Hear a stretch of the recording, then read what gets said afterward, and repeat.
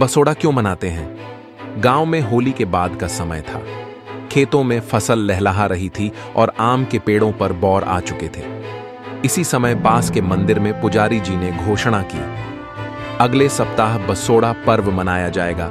सभी माताएं अपने बच्चों के लिए पूजा करेंगे। छोटी गुड़िया ने अपनी मां से पूछा, मां, ये बसोड़ा क्या होता है और हम इसे क्यों मनाते हैं? उसकी मां मुस्कुराई और बोली, बसोड़ा एक खास त्योहार है जिसे होली के बाद चैत्र महीने में मनाया जाता है। इस दिन हम चूल्हा नहीं जलाते और बासी भोजन खाते हैं। गुड़िया ने आश्चर्य से पूछा, लेकिन क्यों?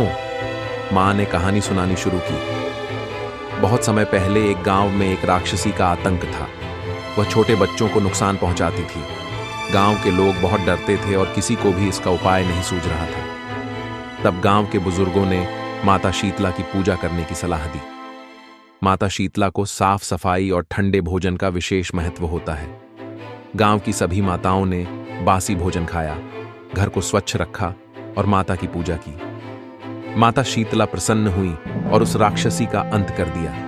तब से हर साल बसोड़ा मनाया जाता है ताकि माता शीतला हम सबकी रक्षा करें और कोई बीमारी हमारे घर ना आए। गुड़िया को यह कहानी बहुत रोचक लगी। अगले दिन जब बसोड़ा आया तो उसने मां के साथ मिलकर घर की सफाई की, ठंडे भोजन का प्रसाद ग्रहण किया और माता शीतला की पूजा में शामिल हुई।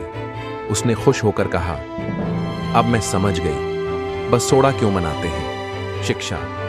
बसोड़ा हमें सफाई का महत्व सिखाता है और यह भी कि हमें प्रकृति के नियमों के साथ चलना चाहिए।